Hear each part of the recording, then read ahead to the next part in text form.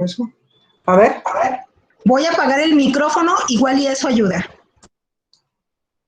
Hola, ¿qué tal? Sí, ya, eso ya, perfecto, eso era. Bueno, pues antes que nada, muchísimas gracias a Socorro Guevara por esta invitación. Muchas felicidades a Tacita de Café por su primer aniversario. Me da muchísimo gusto poder estar aquí celebrándolo con ustedes. La verdad es que yo admiro mucho y siempre intento colaborar con las iniciativas que son de los maestros y que conducen a la profesionalización docente. Yo creo que esta es una de ellas muy clara. Entonces, bueno, pues felicito mucho a Socorro Guevara por eso, pero también a todos y todas ustedes por estar participando en esta iniciativa, por este afán de seguirse formando, de seguir teniendo oportunidad de compartir y de reflexionar y de pues, mejorar su profesión y su práctica. Entonces, bueno, por eso muchas felicidades. Habíamos acordado con Socorro que yo presentaría una breve introducción en relación con el tema que me plantearon, que son las políticas educativas de formación docente y de evaluación, pero pues fundamentalmente me interesa conversarlo con ustedes, que ustedes me cuenten cuáles son sus experiencias, tanto en formación como en evaluación, y también sus propuestas, sus sugerencias, y que podamos pues en torno a eso tener un diálogo fecundo. Entonces, bueno, si les parece, no sé si prefieren, lo que tengo son notas, pero a lo mejor si comparto es un poquito más fácil.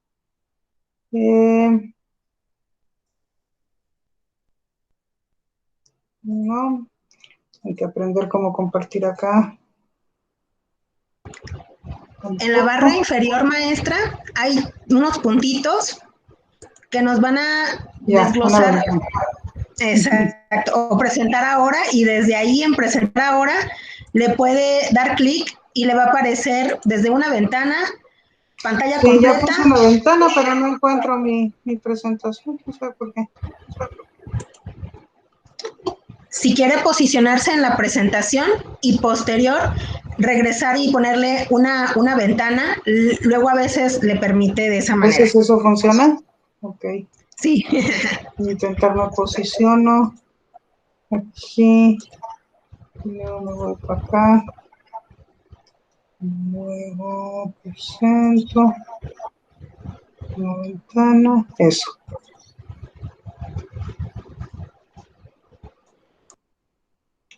¿Ya la ven?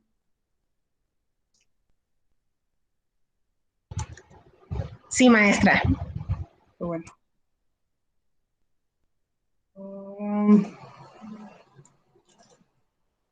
Ahí estamos.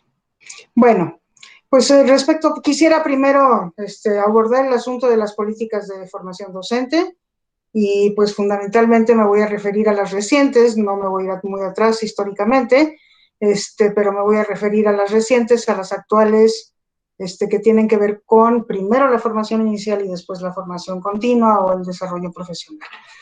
Entonces, bueno, pues un poquito de historia es recordar que la formación, digamos, técnica primero y después profesional de los docentes se extiende por la necesidad de asegurar acceso. La extensión más importante ocurre a partir del año de 1960, en el régimen de Torres Bodet en la Secretaría de Educación Pública, cuando publica el plan de 11 años. El plan de 11 años, si ustedes recuerdan, tenía un diagnóstico de la situación de la educación primaria en México, que descubría por primera vez que había muchos niños fuera de la escuela. Y entonces, bueno, pues la propuesta de Torres Bodet, una propuesta muy visionaria, fue expandir y extender la cobertura de la educación primaria, pero pues no había docentes suficientes, entonces pues fue necesario también expandir las normales, pero bueno, hay una como impronta de inicio de las normales, que es que pues se hicieron prácticamente con muchísima prisa, se formó a los normalistas también con muchísima prisa, porque lo que se tenía que asegurar era que las nuevas escuelas o los nuevos turnos que se estaban abriendo pues tuvieran un maestro al frente. Entonces, pues la verdad es que en ese momento no importó demasiado la calidad con la que estaban siendo formados los docentes, importaba mucho más tener los docentes suficientes para llenar esas nuevas plazas que se estaban abriendo como consecuencia de la expansión, que se había puesto como meta 11 años para lograr pues no una cobertura universal, pero sí una cobertura significativa. Entonces, bueno, eso de alguna manera marca las normales, o sea, marca las normales porque digamos que muchas de ellas iniciaron sin que la calidad fuera el objetivo más importante. El objetivo más importante era formar rápidamente a los docentes. Mucho de eso nos sigue molestando ahorita, digamos, en este asunto de la formación inicial de los docentes. También tenemos una historia de improvisación de docentes.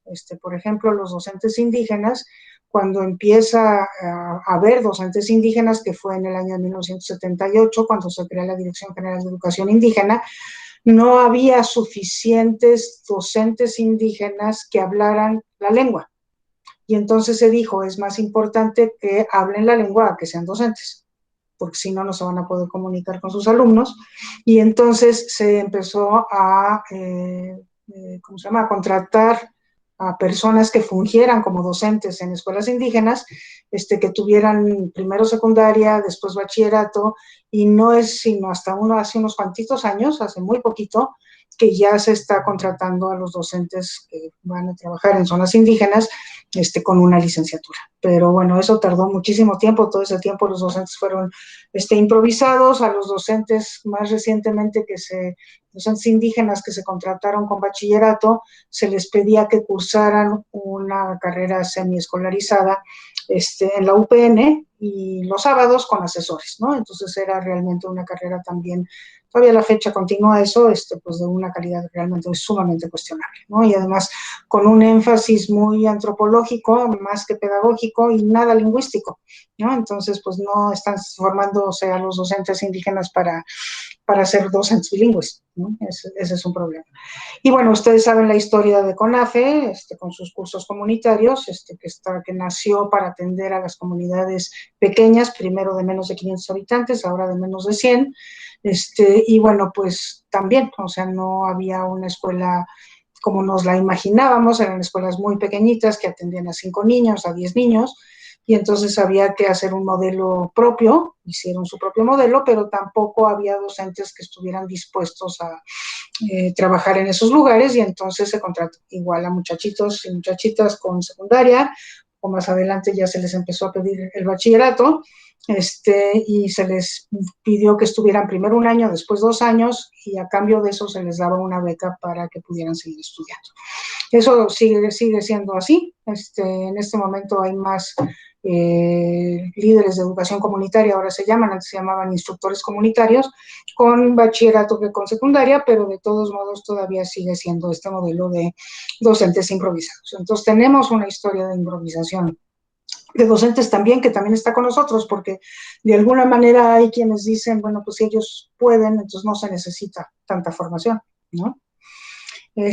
Bueno, como sabemos, en 1984, con Reyes Heroles como secretario de Educación, la formación docente se eleva a la formación inicial, se eleva a nivel terciario, quiere decir que ya se requiere el bachillerato para ingresar y que dura 4 años la carrera, ¿no? En ese entonces, pues como que la homologación de las licenciaturas a las licenciaturas universitarias se hizo de manera muy rápida, se hizo un énfasis en una formación más teórica que práctica, que también hasta ahorita estamos sufriendo un poco las consecuencias de eso, y se insistió en la investigación, para lo que las normales no estaban preparadas. Entonces, bueno, por decreto se volvieron los docentes investigadores sin que eso pudiera haber sido así, ¿no? Bueno, como ustedes saben, la formación docente sigue confinada en las escuelas normales para la educación primaria, porque en educación secundaria la verdad es que por la falta de egresados de las normales superiores, lo que tenemos son egresados de las universidades, de las especialidades a las que se les llama a ser docentes. Entonces, pues tampoco se puede decir que está confinada a las normales, pero estos docentes que llegan de las universidades son docentes que no tienen formación pedagógica alguna. Y desde luego esto sucede con todos los profesores del bachillerato, o sea, de la educación media superior.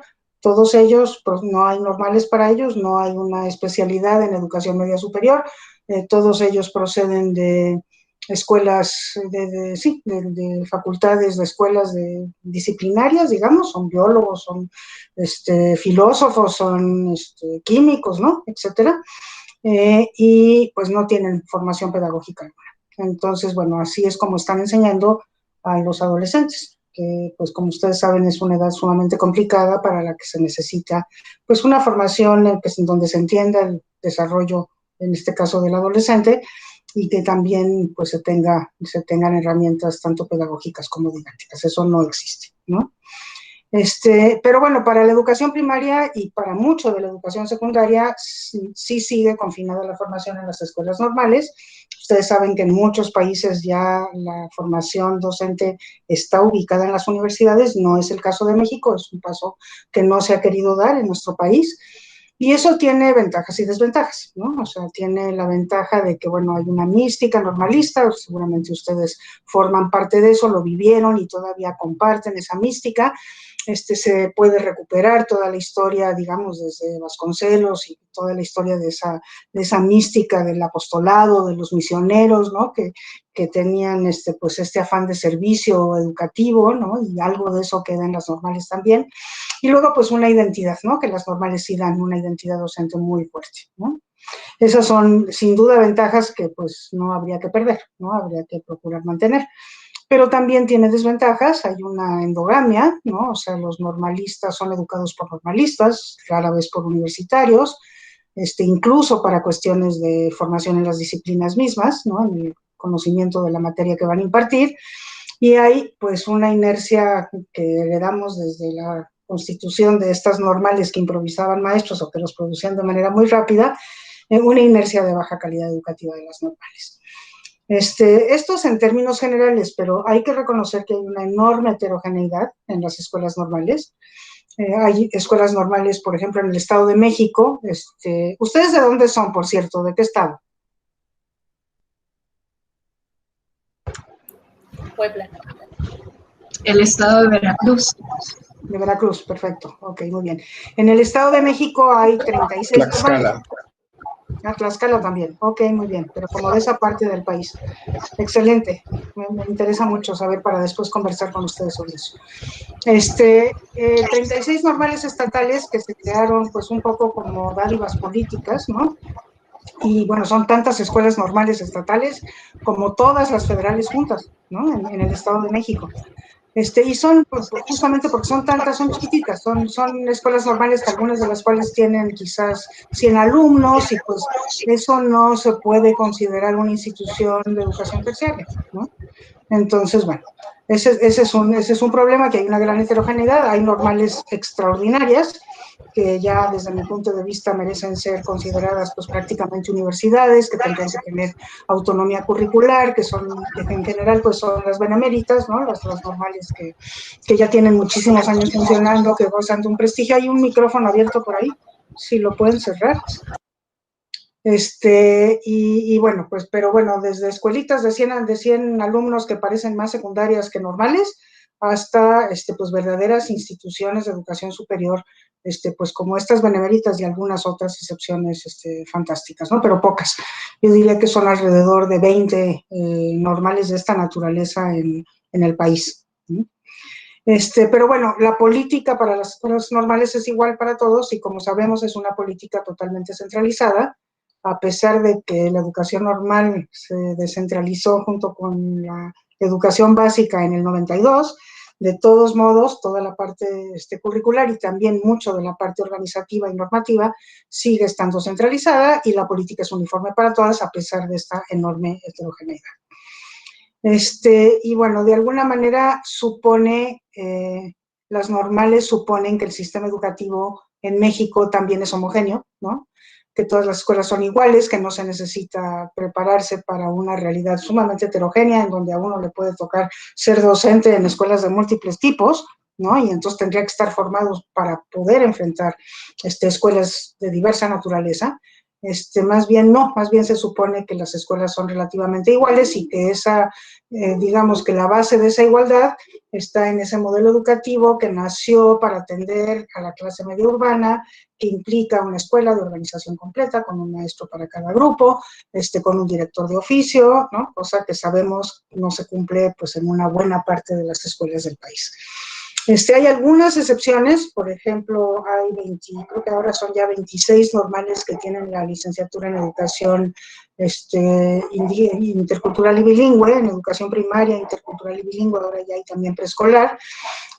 Sube y baja, digamos, esta alternativa, ahora parece que la están impulsando nuevamente, pero durante mucho tiempo no se le hizo caso, digamos, a esta alternativa que es para formar a maestros en educación intercultural y bilingüe, que es la que se ofrece en escuelas indígenas, ¿no?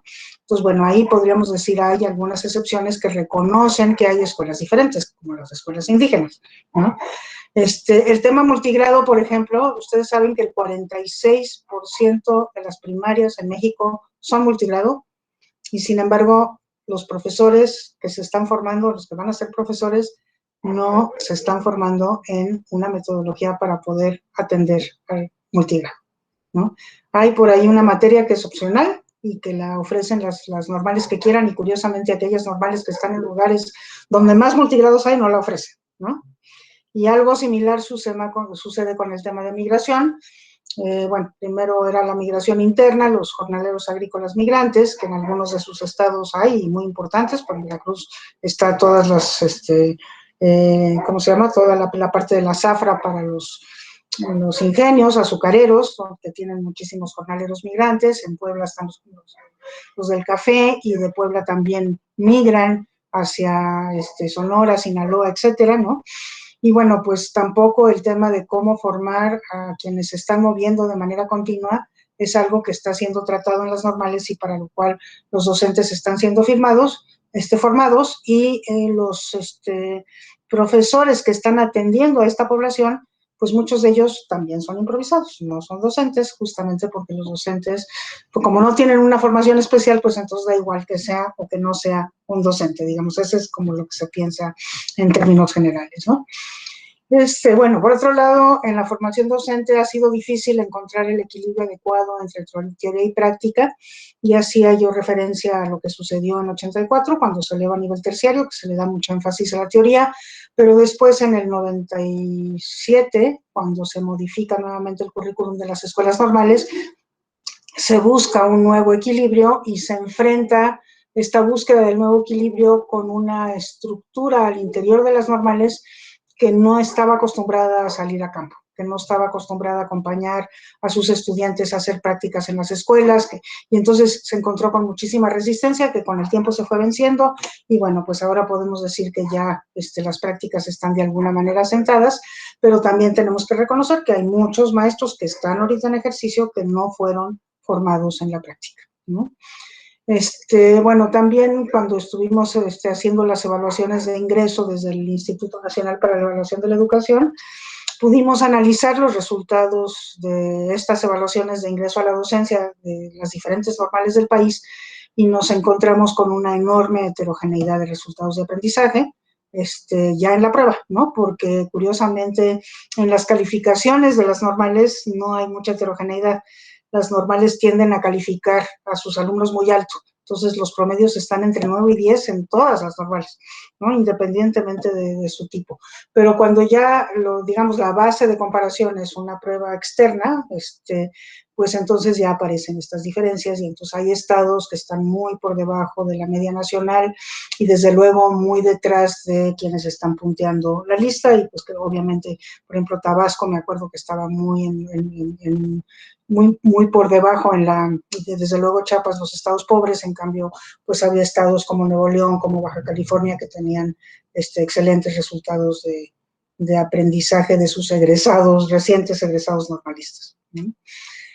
Bueno, también ha habido programas de fortalecimiento de las normales, y la verdad es que estos programas de fortalecimiento que duraron 3 sexenios, ahora ya no existen, pero que tuvieron un impacto, yo creo que muy importante, sobre las normales, resultados favorables, se mejoró la infraestructura, y también el equipamiento, se dotaron a las normales de computadoras, de internet, de bibliotecas, de material didáctico para la docencia, etcétera.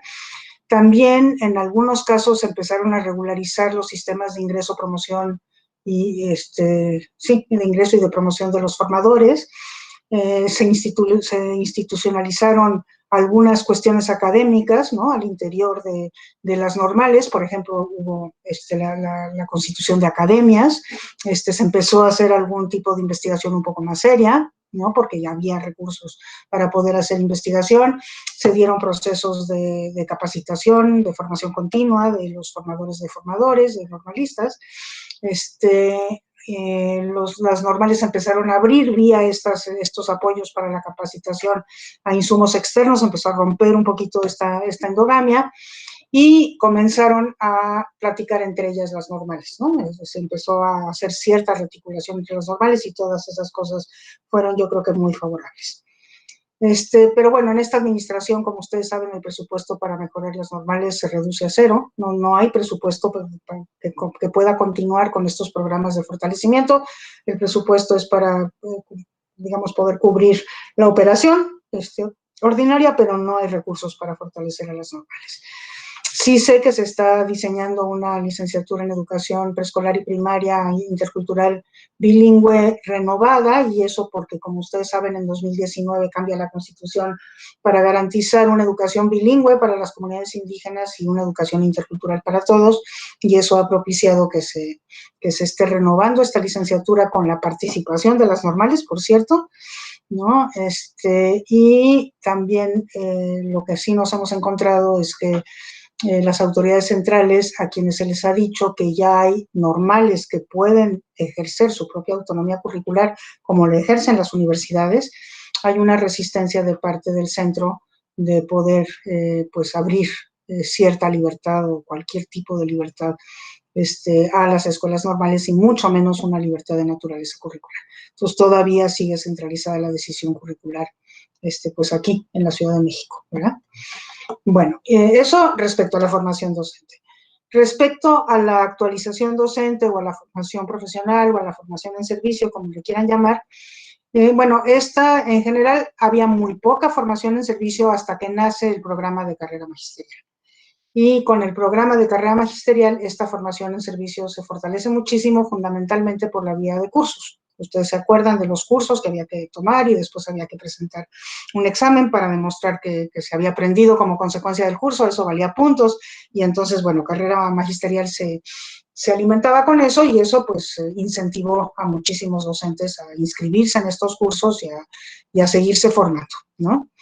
Después, con el tiempo, fue adquiriendo vías complementarias a través de los asesores técnico-pedagógicos, que empezaron a ser contratados para todas las supervisiones escolares. O sea, la figura del asesor técnico-pedagógico empezó a generalizarse para estar presente en todas las supervisiones escolares, y pues por esta vía de la asesoría, más bien de la asesoría en la escuela, pues empezaron a abrir vías, desde mi punto de vista, muy interesantes de actualización docente. Aunque, bueno, con muchísimas dificultades, porque muchos asesores técnico-pedagógicos pues eran más bien personas que por alguna razón no estaban ya en la docencia y entonces se les había mandado a ser asesores, no estaban formados para dar asesoría, etcétera, ¿no? Pero cuando se sustituye carrera magisterial por SPD, por el Servicio Profesional Docente, se diluye muchísimo este asunto de la oferta de formación continua de docentes, ¿no? Y bueno, aquí yo sí quisiera hacer una observación. Cuando se generó la reforma del 2013, esa reforma tenía dos pilares fundamentales. Un pilar era la evaluación y el otro pilar era la formación, porque supuestamente la evaluación iba a servir para saber en qué necesitaban formación los docentes y para poder enfocar la formación hacia eso. La evaluación se desarrolló, pero la formación no se desarrolló para nada. Entonces le faltó una pata, ¿no? O sea, esa otra pata que tenía esa reforma educativa, pues le faltó la otra parte complementaria, que era la que efectivamente permitía que la evaluación sirviera para mejorar. Y bueno, pues las dos cosas dependían de la Secretaría de Educación Pública. En la primera tuvo más injerencia el INE, en la segunda ninguno, ¿no? Eso dependía de la Secretaría de Educación Pública enteramente, y bueno, pues esa digamos, como otra parte de un concepto de para qué sirve la evaluación, no se cumplió, y entonces, bueno, sí se diluyó durante el sexenio anterior, ¿no? Ahora se recentraliza la formación en servicio, porque una cosa que sí sucedió tanto con carrera magisterial como después con SPD es que los estados tuvieron algo que decir y tenían sus propias iniciativas en materia de formación docente y formación de directivos. Pero ahora se vuelve a recentralizar la formación en servicio. Hay pocas iniciativas por parte de las entidades federativas para apoyar a sus docentes, y la verdad es que en este momento, será por la pandemia, pero desde el centro no estamos viendo que esta actividad esté prosperando, esté fortaleciéndose, etcétera, ¿no? Tenemos una supervisión escolar, porque esta es la otra vía, ¿no? O sea, los supervisores escolares, supuestamente porque conocen las debilidades de sus escuelas y de los docentes y los directivos que ahí trabajan, pues tendrían que, por la vía del apoyo, no por la vía del control, sino por la vía del apoyo, estar fortaleciendo la formación continua de los docentes en las escuelas y de los directivos también. Pero, y aquí no sé si voy a herir algunas susceptibilidades, probablemente sí, porque siempre que lo digo quiero, pero es importante decirlo, ¿no? El hecho de que los supervisores sea personal sindicalizado limita mucho el cumplimiento de esta función. Fundamentalmente porque el supervisor que llega a ser supervisor por la vía sindical, que eso es lo que trató de romper la reforma pasada, sin éxito, por cierto, porque ya regresamos a lo anterior, se debe de alguna manera a los maestros de su región, y entonces no cumple con eso una función de control, y por otra parte tampoco está formado para dar asesoría, y entonces tampoco cumple con la función de apoyo. Yo debo decir que México es el único país en donde el supervisor escolar está sindicalizado. Es como una contradicción en los términos. Quien supervisa lo hace en función del patrón, que en este caso es el Estado, y pues no puede estar sindicalizado, ¿no? Y sí nos ha resultado un entrampe, porque esta figura tan importante para el funcionamiento de un sistema educativo, pues tiene estas, digamos, como restricciones que son históricas, ¿no? No son culpa para nada de los supervisores, son históricas, pero bueno, la historia explica por qué no se está cumpliendo con esta importantísima función que tiene. Y bueno, tampoco estamos ahora en esta administración con presupuesto para la actualización docente. Y bueno, respecto de las dos, ¿por dónde veo yo que tendríamos que caminar si algo tuviéramos que decir acerca de políticas públicas o políticas educativas en materia de formación y actualización docente? A mí me parece que lo que tenemos que intentar es verdaderamente una profesionalización docente. El docente es el profesional de la educación. Es la persona que más sabe sobre educación, porque en eso está todos los días, porque tiene en sus manos el futuro de sus alumnos, porque sabe que tiene una responsabilidad social enorme, y por lo mismo tendría que ser considerado un profesional. Los docentes, todos ellos, toman una enorme cantidad de decisiones todos los días, muchas decisiones, frente al grupo o frente a su escuela, los directivos, y esas decisiones merecen ser informadas para que puedan ser las mejores decisiones posibles. Y entonces, por eso, desde mi punto de vista, tendríamos que caminar hacia allá. Y aquí, pues, yo hago referencia un poco a qué se entiende por profesionalización, que es un profesional, ¿no? Y bueno, aquí nos ayuda la sociología de las profesiones al indicar que, bueno, un profesional tiene que tener una formación especializada de alto nivel, cosa que sí se cumple, ¿no? En el caso de nuestros docentes, tienen una formación especializada y de alto nivel, de nivel terciario. Tiene que tener un reconocimiento social, se le tiene que reconocer como profesional, ¿no? Y tiene que ser un reconocimiento que lo valore, y ahí tenemos nuestras altas y bajas, pero en general el reconocimiento social al docente no es algo que esté, digamos, en muy buen nivel. Luego tiene que tener la libertad de asociación profesional, ¿no? Quiere decir que tiene que haber asociaciones profesionales de docentes que se encarguen de la formación de sus propios docentes, de la evaluación de sus propios docentes, y de decidir, de tener un código de ética que es el que permita decidir cuándo alguien es considerado parte de la profesión y cuándo alguien no lo es. ¿Sí? Entonces, como las asociaciones de abogados o de médicos o de contadores, que son este tipo de asociaciones, que son asociaciones profesionales y que tienen este tipo de funciones. Y aquí nuevamente probablemente hiero susceptibilidades, pero sí tengo que decir que son muy pocas las asociaciones profesionales de docentes en el país, que parece que la asociación de los docentes está, digamos que monopolizada por lo sindical, ¿no? Pero que el propósito de la asociación sindical, que es muy importante, que cumple sus funciones, que defiende los derechos laborales de los maestros, yo no estoy para nada en contra de eso. Lo que estoy en contra es en que esa sea la única manera de asociar, porque los intereses no son educativos, son gremiales. Las asociaciones que defienden intereses educativos son las que debieran existir. Y hay algunas, y son bien interesantes. Hay una, por ejemplo, de profesores de ciencias naturales, que agrupa profesores desde preescolar hasta nivel superior, y que es muy interesante porque sí hace una actividad formativa muy importante de sus docentes. Hay otra asociación que yo conozco, que es una asociación de profesores de matemáticas de secundaria, que también tienen una serie de actividades, seminarios, cursos de formación, etcétera, cumplen esa función de manera muy importante, pero en términos generales es muy débil la asociación profesional de los docentes en nuestro país. Y como decía, pues bueno, hay un código de ética que las asociaciones utilizan para tomar esas decisiones difíciles cuando hay conflictos importantes, ¿no? De decir quién sí pertenece y quién no pertenece a esta profesión, ¿no? Y generalmente son razones éticas, ¿no? Entonces, bueno, pues si ustedes analizan, en México no existe un código de ética de los profesores. En cualquier país del mundo que ustedes vayan, métanse a internet y revisen, todos los profesores tienen un código de ética. En México eso no existe.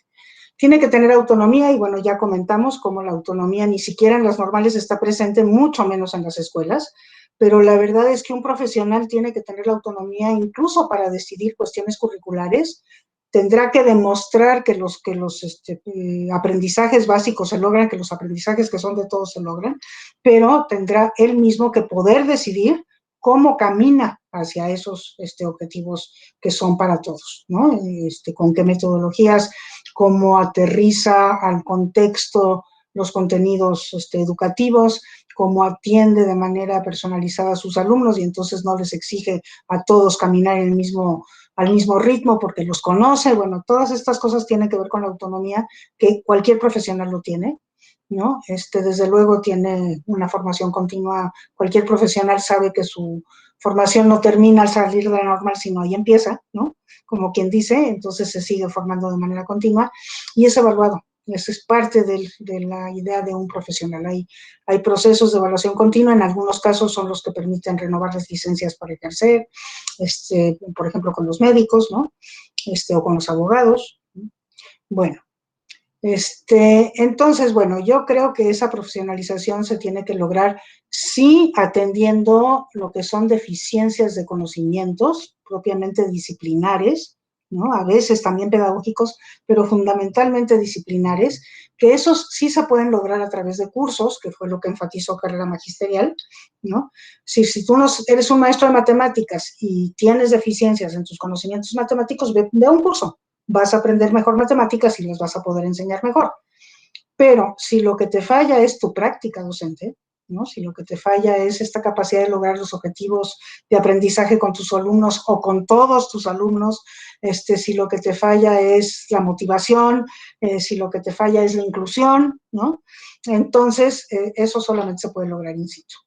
De manera contextualizada, según el grupo de alumnos que se tengan, el contexto en el que se vive, y por eso esta función de los supervisores escolares con sus asesores técnico-pedagógicos que conocen al personal de las escuelas, porque tienen entre 10 y 15 escuelas que atender, y entonces pueden visitarlas una vez cada 15 días, una vez cada 3 semanas, y entonces, bueno, pues ahí a través de procedimientos como la observación en aula comentada, con el docente, el modelaje de cursos, el sentarse junto con el docente a planear, revisar las evaluaciones, diseñar mejores evaluaciones.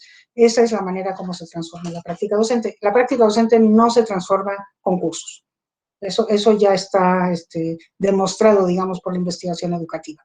Se transforma teniendo la oportunidad de conocer prácticas diferentes y de ponerlas en práctica para ver si a uno le funciona, porque eso también tiene mucho que ver. Bueno, y ya por último, porque ya hablé mucho, sobre la evaluación. Bueno, ya decía yo que es un ingrediente indispensable de la profesionalización. No se entiende un profesional que no es evaluado por su propio gremio o por externos, según el caso. de manera, digamos, recurrente, ¿no? Que es lo que de alguna manera incentiva para mantenerse actualizado, para seguirse formando, ¿no? De alguna manera, a mí me parece muy importante que sigamos evaluando para el ingreso, cosa que se sigue haciendo, que lo hagamos con precauciones, porque, por ejemplo, a nosotros nos pasó cuando yo estaba en el INEE, que quisimos evaluar a los indígenas, ya licenciados indígenas, asegurando que dominaran la lengua del lugar a donde iba a ir. Y entonces, por eso hicimos listas de prelación por lengua, ¿no? Pero, ¿qué pasaba? Que con esta presión hacia arriba del estándar, digamos, que se estaba exigiendo para los profesores indígenas, pues la verdad es que muy pocos de ellos pasaron ese estándar.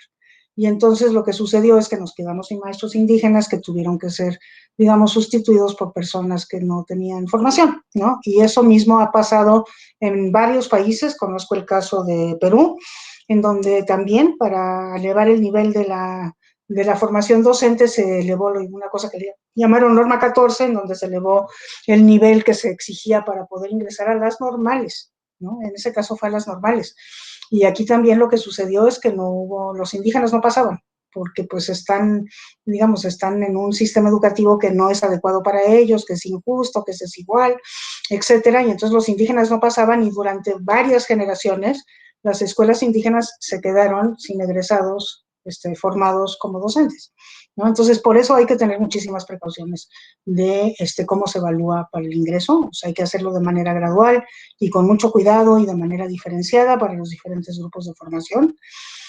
Yo siempre he sido una defensora de que la formación del desempeño la evaluación en el desempeño tiene que ser formativa, tiene que retroalimentar al docente, tiene que orientar a los asesores técnico-pedagógicos en qué es lo que tienen que ayudar al docente y apoyar al docente a mejorar en su práctica docente.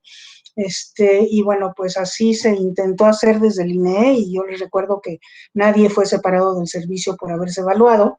La ley decía que aquellos que no se evaluaran, que fueran convocados y no se evaluaran, pues sí tenían que ser separados, y alrededor de 300 sufrieron esa situación, pero por ser evaluados nadie fue separado del servicio. O sea que esta premisa formativa fue sumamente importante en cómo se manejó la evaluación docente. Pero también me parece que, bueno, como ustedes saben, siempre decíamos, ¿no? Los que más evalúan son los docentes, porque evalúan a sus alumnos todos los días, pero hay que formar a los maestros también en esta cultura de la evaluación formativa de sus propios alumnos, bueno, cosa que también intentamos hacer desde el INE con la publicación de este libro y después de todos los talleres que se dieron sobre evaluación en el aula. Ustedes se acordarán que es un enfoque de evaluación totalmente formativa, ¿no? No es un enfoque de evaluación sumativa. Entonces, bueno, pues me parece que eso completa un poco esta visión de un docente profesional, la parte de la evaluación. Y bueno, ya le dejo ahí y ya si quieren comentamos. Gracias, maestra. No, de verdad que creo que esto nos ha abierto el panorama para poder entrar en esta discusión. Y yo quiero retomar un punto y hacerle la pregunta, maestra. Mencionaba de los indicadores o de los promedios que se obtenían en las normales y mencionaba que en algunas regiones este era bajo. Esto se debe en gran medida a que el Estado o cada estado tomaba esas decisiones y le iba dando prioridad a ciertos rubros de las políticas educativas. Digo, yo recuerdo leyendo un poco esta parte de Porfirio Díaz, en donde decía que muchas regiones o muchos estados tomaban sus decisiones y se hacía notorio este ejercicio, en donde decían estados del norte tenían elementos en calidad altos porque le habían apostado estos estados, estos gobiernos a esos rubros, mientras que otros habían abandonado, ¿no? Esos rubros o sus perspectivas o sus intereses eran otros. ¿Va por ahí en este rubro que nos menciona usted, maestra? Yo creo que sí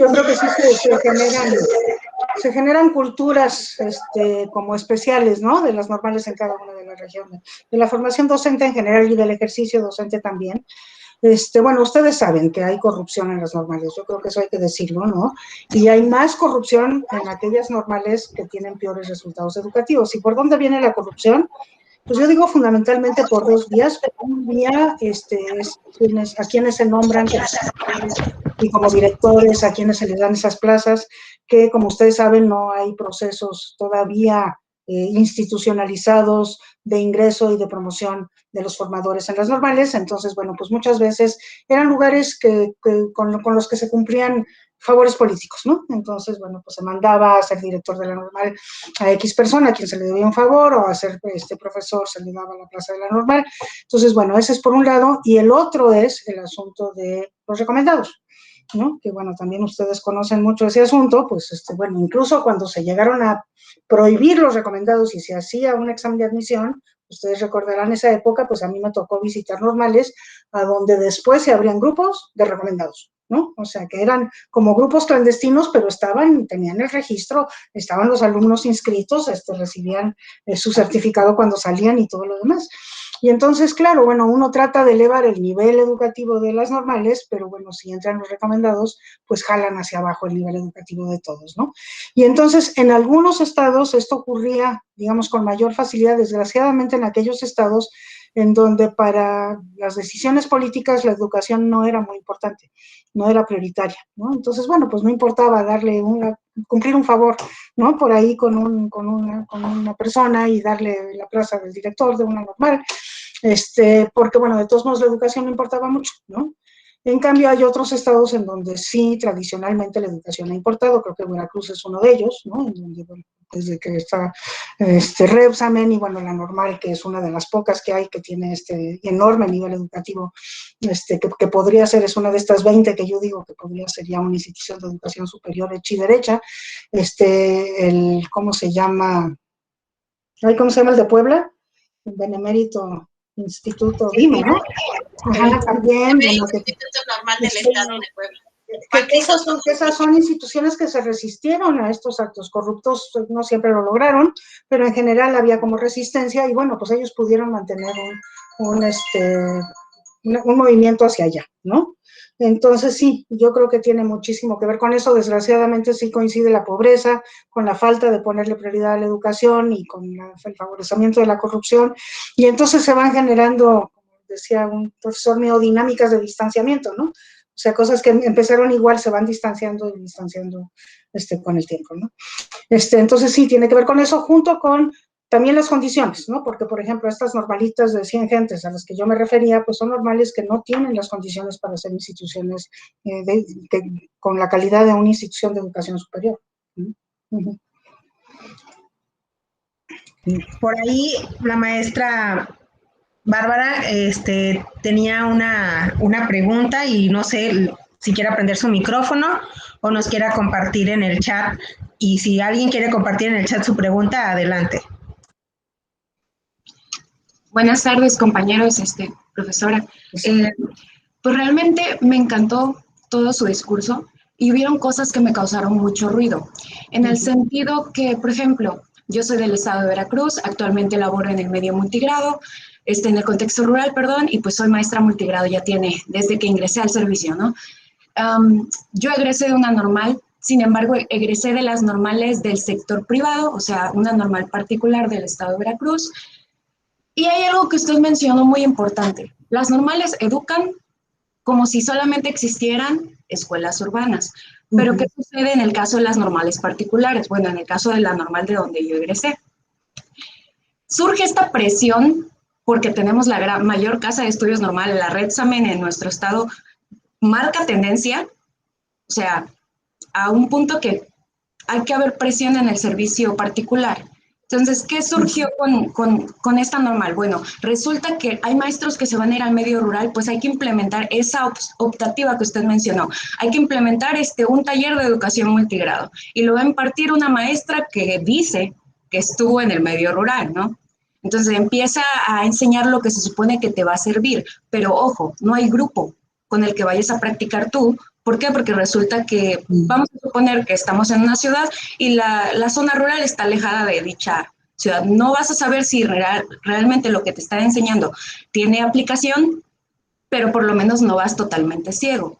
A lo que yo voy con esto es que cuando yo llegué al campo educativo, o sea, a lo real, que llegué a la zona rural como maestra unitaria, me di cuenta que lo que me estaba enseñando mi maestra en taller multigrado estaba muy alejado de la realidad y que si realmente hubiera pisado una comunidad, no nos hubiese enseñado de esa manera, porque no es factible. Y de hecho, yo soy, bueno, a lo mejor porque yo laboro en ese medio, yo soy fiel creyente de que es un campo en el cual podemos tener mucha materia de investigación que no hemos abordado.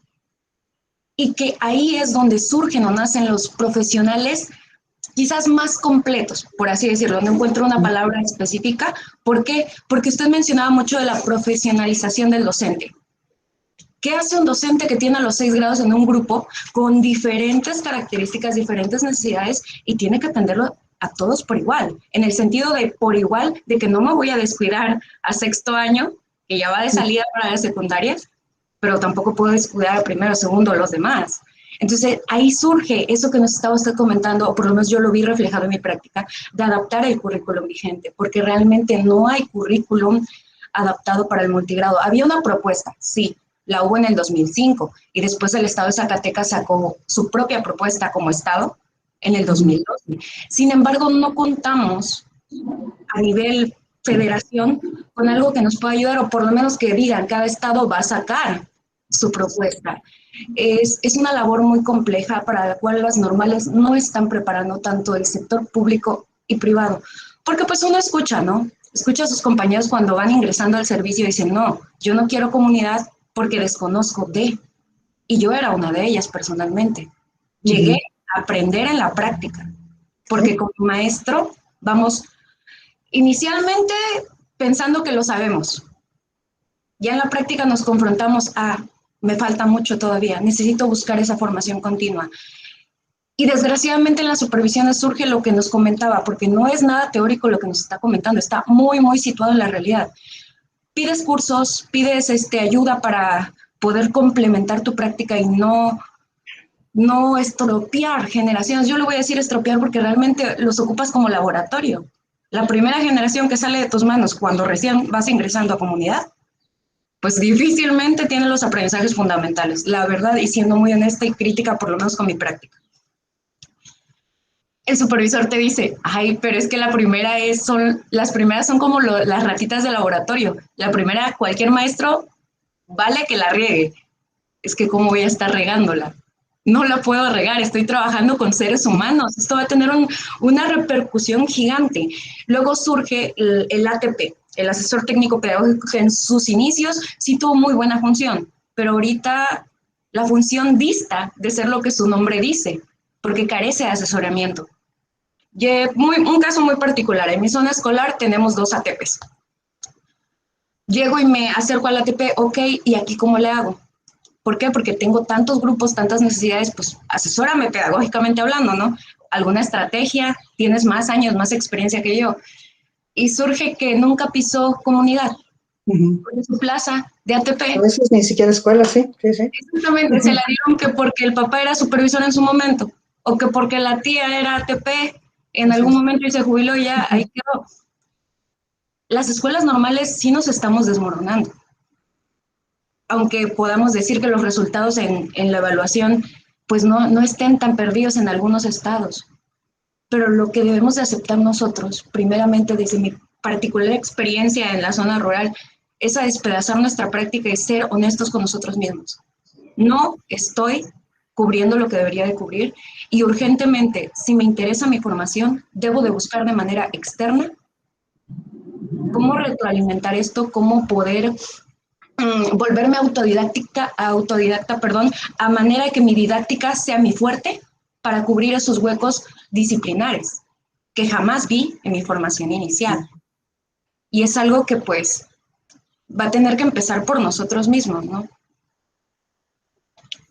No, pues sí, yo creo que has pintado la realidad muy bien, que esa experiencia tuya personal, la verdad sí refleja lo que muchísimos maestros sufren, justamente porque no están habilitados, digamos, para enfrentar esas realidades que no se ven en las normales, que las normales están suponiendo que hay otras realidades, ¿no? Y entonces, claro, Curiosamente, México tiene, bueno, esto que ya mencionabas del programa de 2005, que hizo Zenobia Popoca y que es muy bueno para multigrado, y también tiene una cosa que se llama Dialogar y Descubrir, que es la metodología multigrado que se utilizó en la formación de cuando se constituyó CONAFE, y que la verdad es una innovación educativa pues de talla internacional, yo siempre he dicho así, ¿no? Porque justamente fue pensada en cómo aprovechar, cómo sacarle ventaja a la heterogeneidad de niveles y de edades de los niños. Y es maravillosa, y ya ni siquiera CONAFE la utiliza, curiosamente, ¿no? Fue desarrollada por el Departamento de Investigaciones Educativas del CINVESTAB, el equipo del C. Rockwell, o sea, es de lo mejor que hay, y bueno, pues no lo hemos aprovechado, no lo hemos difundido, nació para CONAFE y ahí se quedó, nunca se le pasó a las demás escuelas multigrado, y como digo, el propio CONAFE ya no lo utiliza. Y lo que dices de la función de la supervisión, pues sí, era justo lo que yo quería decir, que ahí está entrampada la función de la supervisión, que no puede dar ese apoyo, que sería fundamental para realmente desatorarnos de estas, pues estas trampas de la falta de calidad y de equidad educativa en las que estamos todos metidos, ¿no? Sí.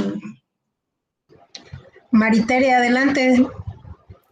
Muchas gracias, profesora. Maestra, qué gusto coincidir con usted. Ya alguna vez la conocí en un foro SEAMOPE, creo que en el 2019. Ah, mira. Y bueno, yo tengo una pregunta que me hace mucho ruido debido a que es el tema de mi trabajo es relacionado a mi trabajo de tesis. ¿A qué se debe a que aún no se dé ese paso de las normales a instituciones de educación superior? Porque, bueno, Alemania ya no tiene escuelas normales. Me parece que en Francia, donde nacieron las normales, ya ni siquiera funcionan como funcionan aquí en México. En Canadá ya no hay escuelas normales. ¿A qué se debe que en México sigamos como que en este modelo normalista de producir profesores como cuadritos que repiten y repiten, pues sí, la tradición normalista? ¿A qué se debe que todavía no podamos pasar a una formación universitaria de los profesores? Bueno, yo tengo una hipótesis, pero ustedes me corrigen, porque la verdad esto sí es solo una hipótesis y no siento que tengo todos los elementos en la mano como para fundamentarla. Pero a mí me parece que, o sea, cuando alguien entra a la normal, ¿quién es el primero que le da la bienvenida? ¿Alguien se acuerda? En una normal pública, evidentemente, en las privadas no es así, pero en una normal pública, ¿quién le da la bienvenida a los alumnos y les dicen, pasen por acá?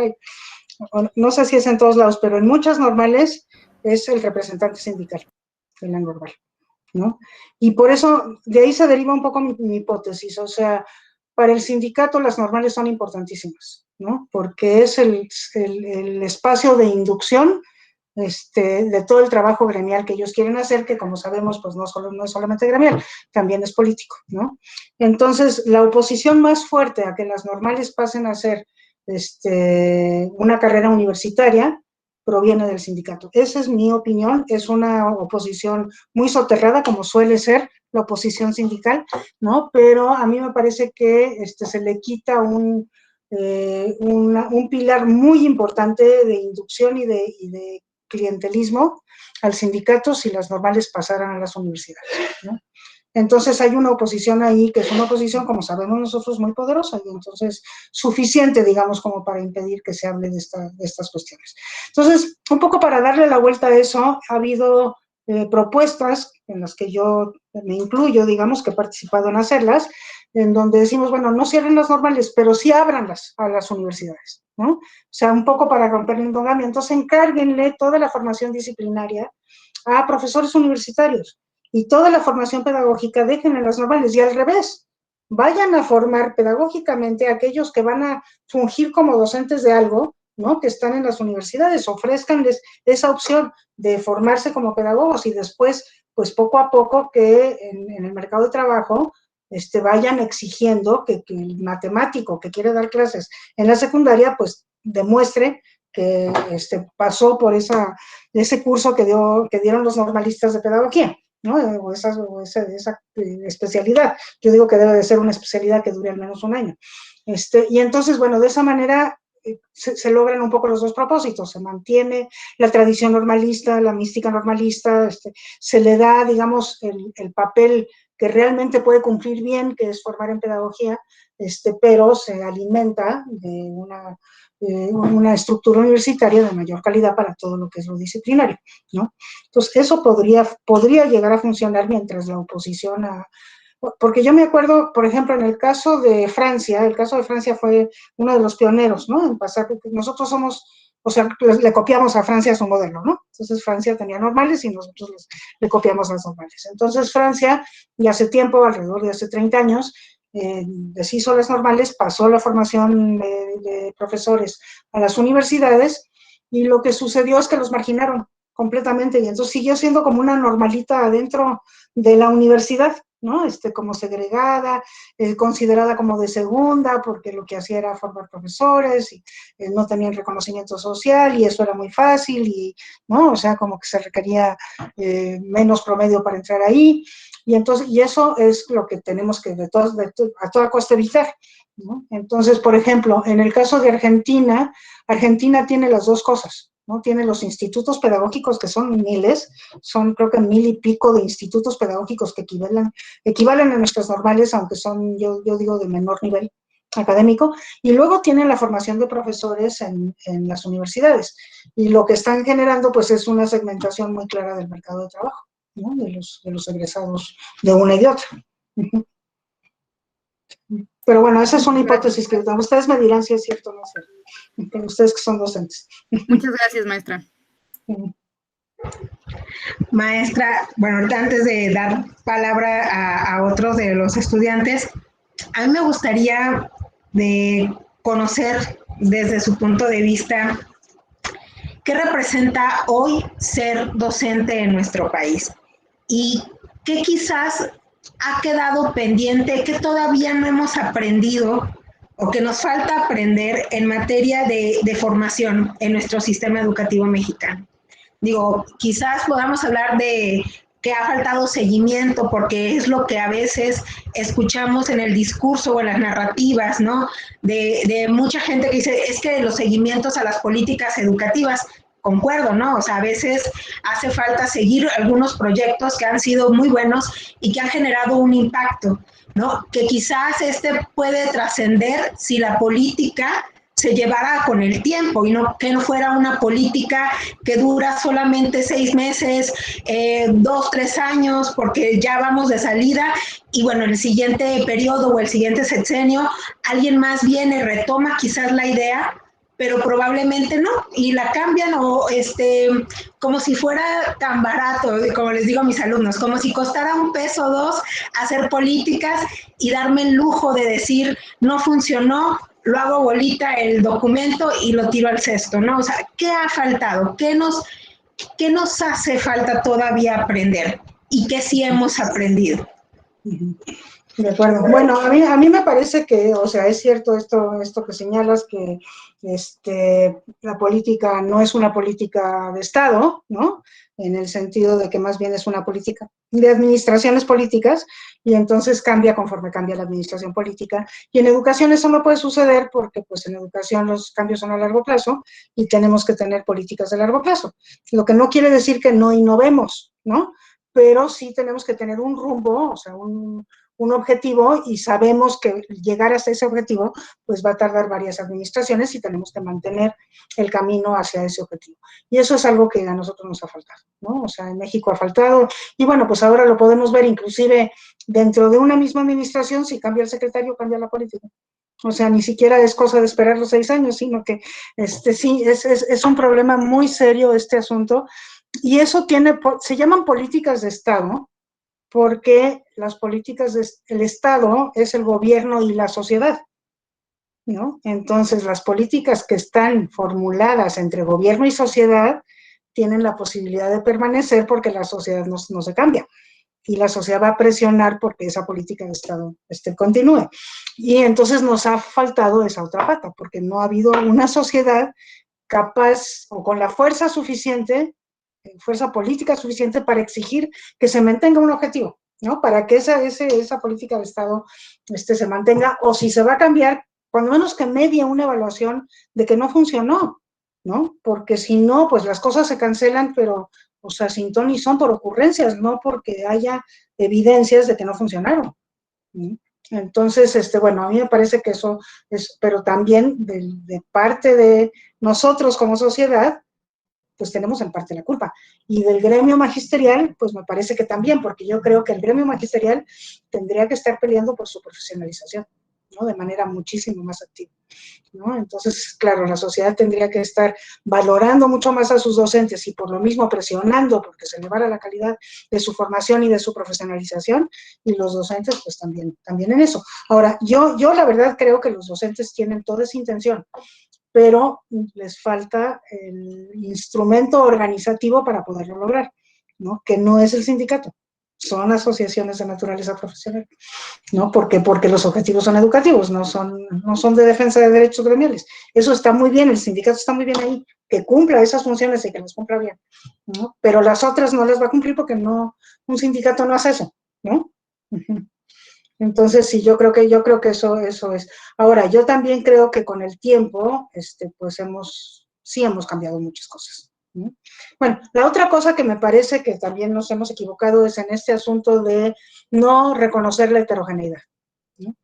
Entonces, es de pensar que todas las escuelas normales son iguales, que todos los profesores son iguales, que todos responden de la misma manera a una política cuando hay diferencias evidentes y hay que tratar a los diferentes de manera diferente, apoyando más a los que más lo necesitan, pero dándole la autonomía y la libertad a aquellos que ya no lo necesitan, ¿no? Y bueno, esa capacidad de hacer políticas heterogéneas o diferenciadas, esa no la hemos tenido, ¿no? Hay muchísimo miedo a hacer eso y entonces, bueno, pues, y luego, pues, la centralización, que es parte de lo mismo, ¿no? O sea, sí, la verdad es que este país es muy grande, es sumamente diverso, hay muchísimas iniciativas sumamente valiosas a nivel de los estados, e insistimos en centralizarnos y cuando soltamos tantito, nos da mucho miedo y volvemos a agarrar desde el centro todas las riendas, ¿no? Entonces, me parece que también eso ha impedido que haya más innovación y más fertilización entre los innovadores, ¿no? Para que se enriquezca pues todo el país. Ahora, sí ha habido cambios. Hay un estudio que creo que ya se publicó, de Elsie Rockwell. Elsie Rockwell hizo su tesis, creo que de maestría, o a lo mejor de doctorado, en historia, pero la hizo en escuelas de Tlaxcala. A lo mejor el colega que está aquí de Tlaxcala sabe por dónde. Y entonces estudió 30 escuelas, cuando hizo el segundo estudio hacía 30 años, porque después, 30 años después, revisitó esas mismas escuelas.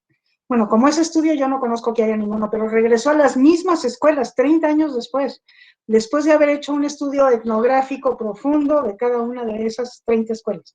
Y entonces pudo comparar qué había pasado en 30 años y la verdad es que uno se va para atrás de los cambios tan importantes en la práctica docente de los profesores, en sus conocimientos, en sus capacidades profesionales, y a veces no nos damos cuenta de eso, ¿no? Bueno, y también de la práctica, ¿no? O sea, incluso la infraestructura, por ejemplo, ya no había banquitas, ¿cómo se llaman?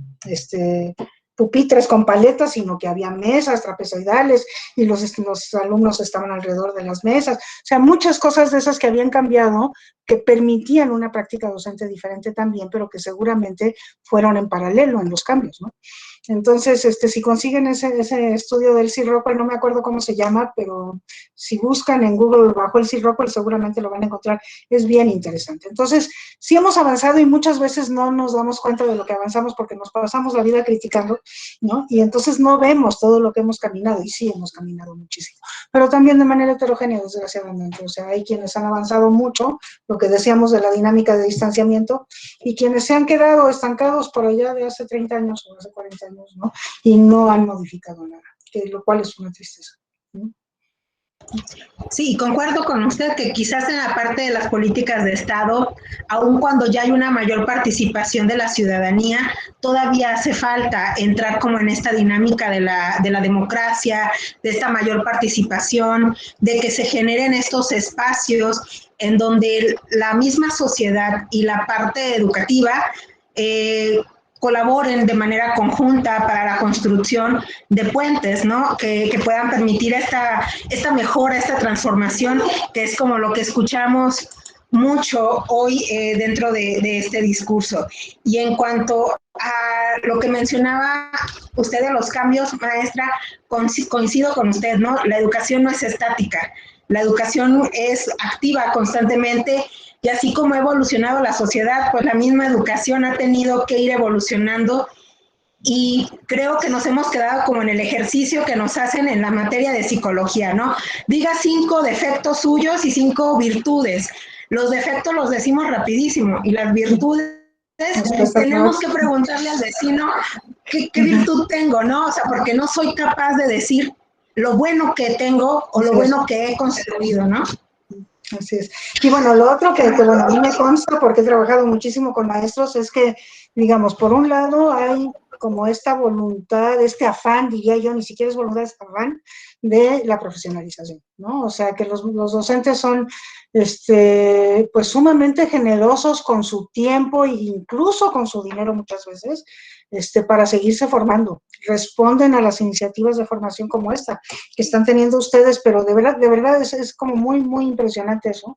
A mí me impresiona mucho, entonces yo siento que tenemos ahí una base humana absolutamente fundamental para todo un proceso de esta naturaleza, ¿no? Y por otro lado, este asunto de que efectivamente ejercen su autonomía, ¿no? O sea, son autónomos, ¿no? Entonces, que ese es, digamos, un paso fundamental hacia la profesionalización.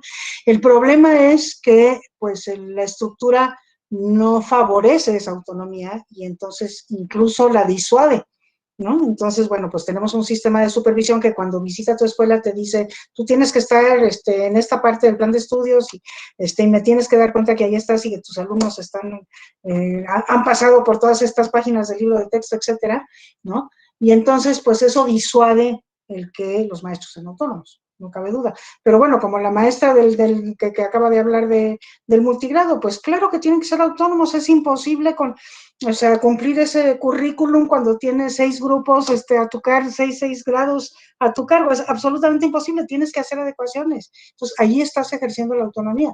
Nada más que esa autonomía la escondes un poco, ¿no? Te la quedas, la guardas, no la difundes. Y todas las innovaciones que se generan por esa autonomía, pues desgraciadamente se dan a conocer muy poco. Entonces, eso es un poco lo que nos sucede cuando no damos autonomía a los docentes, que yo creo que es un error absoluto. Da la autonomía, a lo mejor muchos se van a equivocar, ok, perfecto, entras y corriges, pero por lo pronto cree en ellos, o sea, parte de la base de la confianza, ¿no? Y en todo caso pide cuentas, ¿no? Pero parte de la base de la confianza de que están bien formados, tú Estado los formaste, entonces ¿por qué no les tienes confianza? Parte de la base de la confianza, dales autonomía y eso sí, acompáñalos para que esa autonomía pues sea, o sea, que esas decisiones autónomas que se tomen sean las mejores decisiones, cada vez mejores, ¿no? Claro. Maestro Javier, y posterior le doy la palabra también a la maestra Rufina para que puedan hacer sus preguntas. Adelante, maestro. Gracias, maestra Coco.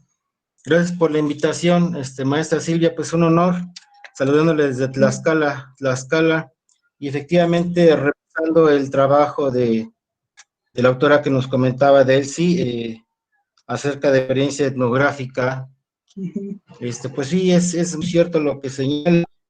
Yo veo en mi institución, yo trabajo en una escuela primaria, soy director, y la verdad es que yo me frustro, porque pues las cosas no me salen como yo quisiera, ¿no?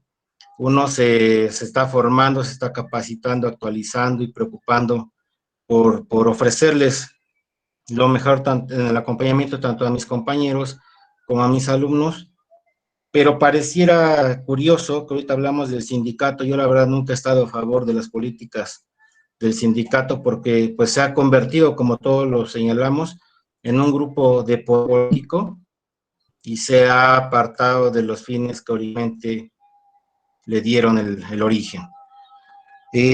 Coincido porque si bien es cierto que es una asociación, como señalaban, una asociación profesional, pero se le ha perdido el fin último de cosas. Yo quisiera preguntar, ¿dónde, en qué momento se perdió esa mística del sindicato para brindar el acompañamiento?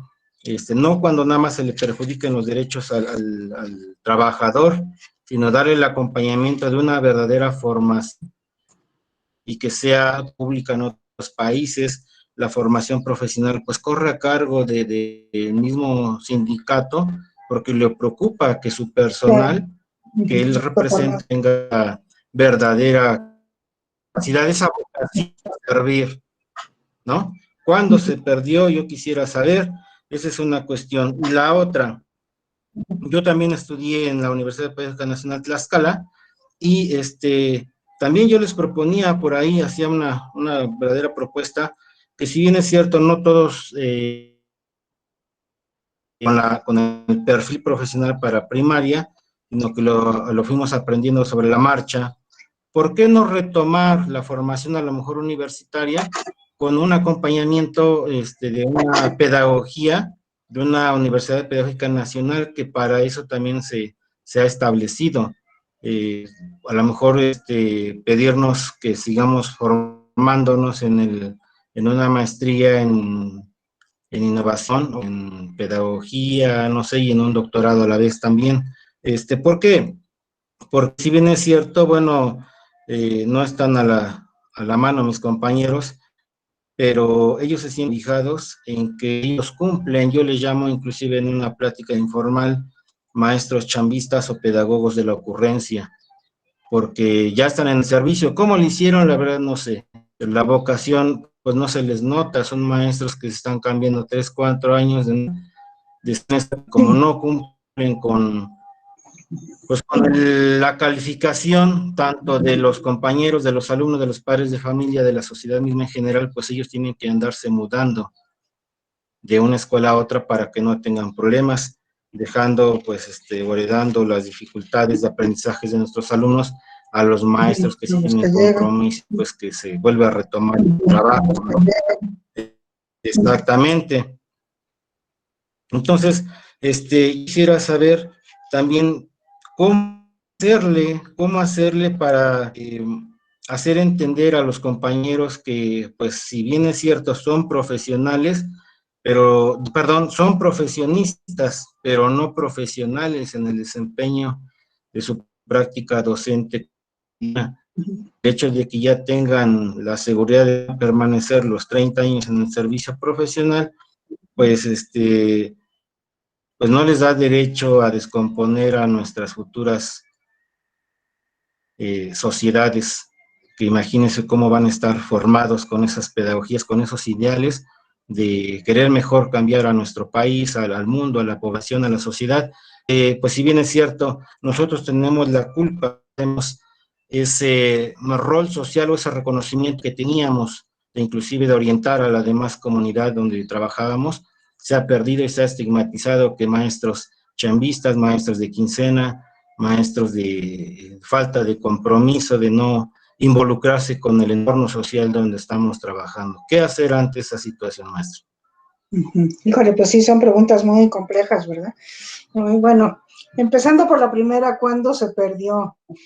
A ver, en la historia del sindicato, el sindicato, el CENTE en concreto, está absolutamente vinculado a la historia del partido, del PRI, ¿no?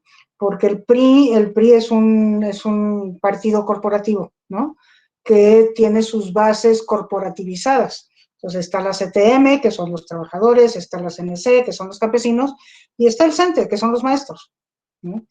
Entonces, el PRI le debe su fuerza a esa estructura corporativa, tiene sus bases muy consolidados, muy controladas, o sea, hay que decirlo así, porque esto también tiene que ver con el magisterio, ¿no? Pero, bueno, pues eso es lo que de alguna manera le aseguró al PRI estar 71 años en el poder.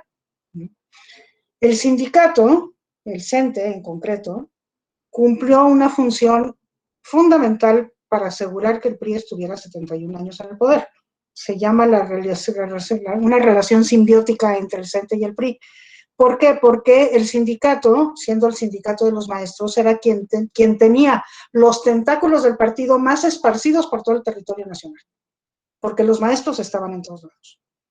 Entonces, fueron los maestros los artífices del voto por el PRI a lo largo de 71 años, de manera muy importante. Esto lo documenta muy bien Alberto Arnaut en su libro sobre historia de una profesión, así se llama, ¿no? Lo documenta él muy bien.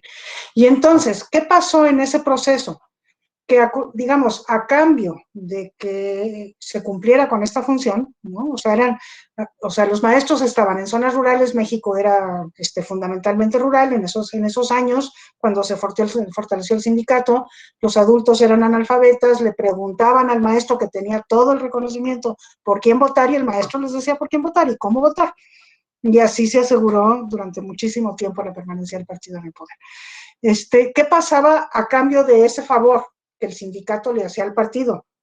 Pues que le dieron prebendas al sindicato, ¿no? Entonces el sindicato, pues es un sindicato muy extraño si uno lo compara con otros sindicatos de otro país, porque, por ejemplo, las comisiones mixtas, ¿no? Que son 50% Estado y 50% gobierno, pues, y 50% sindicato, pues son los que deciden, por ejemplo, si contratan a alguien, a dónde lo asignan, si le dan promoción, o sea, eso nunca se ha visto, ¿no? O sea, sí hay una voz del sindicato, pero no el 50%, y además a veces es mucho más que el 50%, porque los que están del lado del gobierno, pues también son sindicalizados, ¿no? O sea, también forman parte del sindicato y están ocupando posiciones comisionadas. Entonces, bueno, resulta que ahí, pues, el poder fue, pues, prácticamente absoluto, o sea, fue un poder administrativo muy importante, y entonces, digamos que el expertise del sindicato fue el que fue ganando, fue un expertise político de ganar posiciones, en la burocracia, pues tanto de las secretarías de educación estatales y federal, como de los gobiernos, de los municipios, los presidentes municipales. Entonces, ese fue el expertise. No era educativo, el expertise era político, ¿no? Y lo que redituaba era lo político, ¿no? Entonces, claro, eso que sabe hacer el sindicato, y lo sabe hacer muy bien, es fundamentalmente político, no es educativo, ¿no? Entonces, y desde luego tiene que cumplir con su función de defender los intereses, porque si no, bueno, no se podría sostener, ¿no? Y entonces, bueno, si cumple esa función, y a veces la cumple muy bien, ¿no? Pero su principal función no es esa, su principal función es política. Y ahora, cuando llegó la alternancia en el año 2000, bueno, pues el sindicato se supo colocar muy bien, ¿no? O sea, como que ya tenía ese expertise político, entonces, bueno, ya no era con el PRI, ya no era con la estructura corporativa, pero de todos modos pudo seguir incidiendo. Y por eso la reforma educativa de 2013 le vino tan mal, ¿no? Bueno, esa es en respuesta a la primera pregunta. La segunda es, pues sí, este asunto de... Regresamos un poquito a este asunto de quién sí es y quién no es profesor, ¿no? O sea, quién es un profesional de la educación y quién no es un profesional de la educación, y quién define eso, ¿no? Y entonces, pues sí, o sea, desgraciadamente tenemos una historia en donde también por parte de esta historia del sindicato, pues eran los sindicatos los que definían a quién le daban una posición, a quién le daban una promoción, y como los motivos no eran educativos, sino eran políticos, pues muchas veces se encumbraron personas que eran muy buenos para la política, aunque fueran muy malos educadores y aunque no tuvieran este compromiso y esta vocación y estas ganas de servir, ¿no? Y aunque no les importara que estuvieran dejando a los estudiantes sin aprender. Entonces, es un poco perverso todo, digamos, ¿no? O sea, porque desenmadejar eso que ya está en nuestra cultura, porque ya pues el sindicato se creó en 1943, o sea, ya son 80 años de formación del sindicato, ya está en nuestra cultura. Desenmadejar eso es un asunto muy complicado. Volver a los intereses verdaderamente educativos es algo muy difícil, que yo digo solamente se puede romper si maestros como ustedes, que realmente sí que son muchísimos, lo que pasa es que no están organizados, se organizaran y empezaran a hacer una fuerza, digamos, adicional, no en vez del sindicato, además del sindicato, porque el sindicato sigue siendo necesario, y si en la medida en que exista esta otra asociación, pues el sindicato tendrá que ir tomando su justo lugar, ¿no? Y dejando de tener, pues, estas ambiciones políticas tan claras, ¿no? Entonces, bueno, perdón por meterme en esta, también es una hipótesis. Estos profesores de la UPN, cuando hicimos la evaluación de los docentes de ingreso desde el instituto, comparamos los resultados de los egresados de las diferentes instituciones. Y entonces, las normales públicas estaban hasta arriba. Después venía la UPN y después venían las normales privadas, en ese orden de jerarquía, ¿no? Entonces, pero lo que les digo de la UPN es interesante porque si bien es una universidad pedagógica, no es una universidad que forma maestros. Y cuando la prueba veía tu habilidad para ser maestro, pues a los de la UPN no les iba bien, ¿no? Y de hecho no les fue bien, o sea, no consiguieron los primeros lugares en la lista de prelación, ¿no? Los primeros lugares fueron de los normalistas. Entonces, eso es interesante tomar en cuenta. Pero, por otro lado, pues los otros que ni siquiera tienen una formación pedagógica, los que vienen de las universidades, que lo hacen porque el mercado de trabajo está restringido y porque eso peor es nada, esa es la verdad.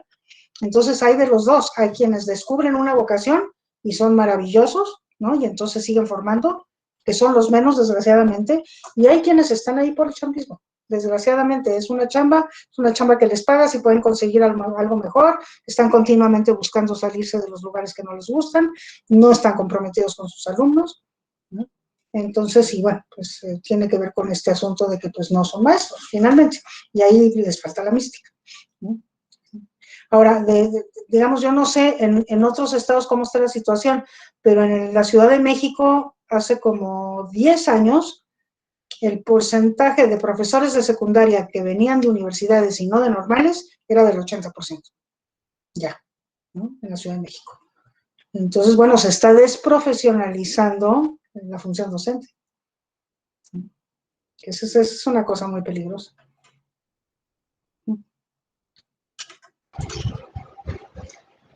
Maestra Rufina, si quiere hacer su aportación, bienvenida.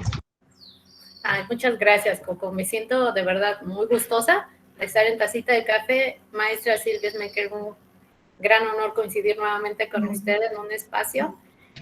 Yo solamente me sumo a la experiencia que puedan aportar todos y sobre todo usted, maestra. Yo soy de ese sector universitario que nos hicimos docentes. Me siento enamorada del sistema. Afortunadamente por el trabajo conozco mi estado, desde la Sierra Norte hasta la Sierra Negra, conozco los niveles, tuve la oportunidad de hacerlo y de ahí nació mi amor por la educación y la vocación que ahora tengo. Y usted tiene muchísima razón, los profesionistas universitarios carecemos de la pedagogía. Y cuando tenemos la vocación o nace ese amor hacia lo que estás haciendo, pues en lo personal sí, tomé el camino de la pedagogía, me enamoré nuevamente de él, estoy dentro,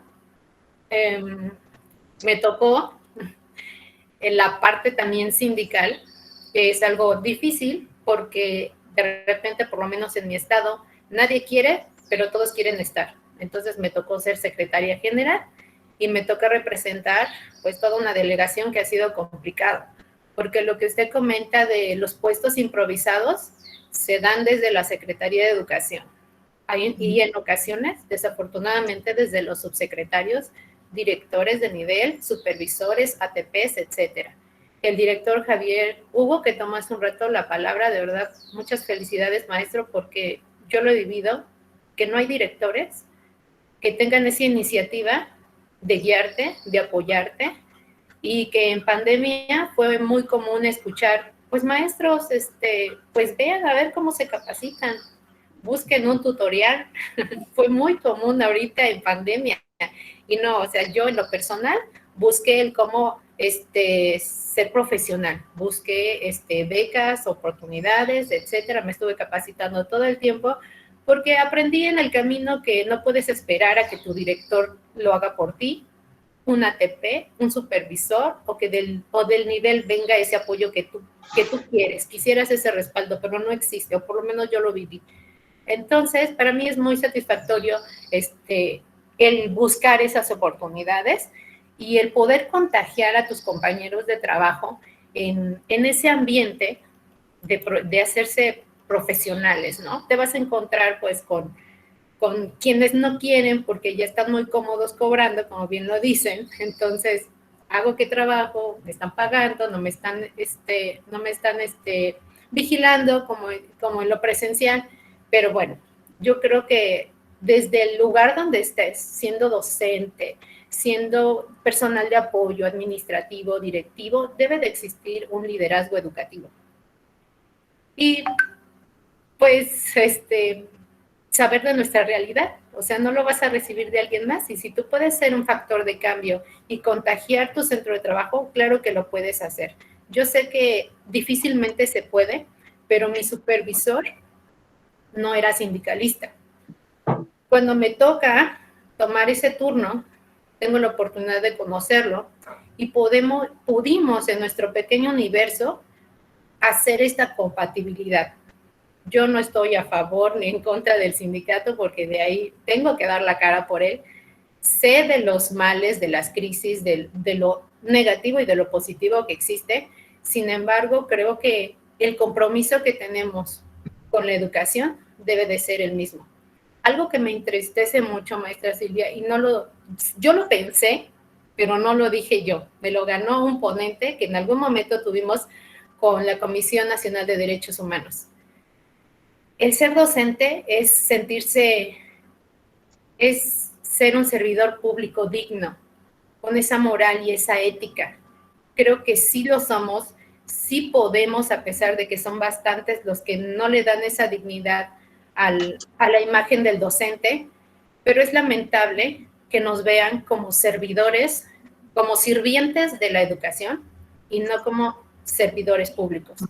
Por lo menos, a mí, bueno, en el tiempo que estuve en secretaría, yo me sentía muy cómoda trabajando, me sentía muy digna de ser una funcionaria pública, me voy al aula, me enamoro de lo que hago, pero en estos últimos años, el que improvisen indicaciones, cursos y miles de cosas, y que o das clase o tomas el foro o haces la participación que te están diciendo en tiempos que no van acorde, te traen de arriba abajo, y pues lamentable es eso. Le digo, sí lo pensé, pero no son mis palabras, pero sí me siento como un sirviente de la educación y no dignamente como una servidora pública.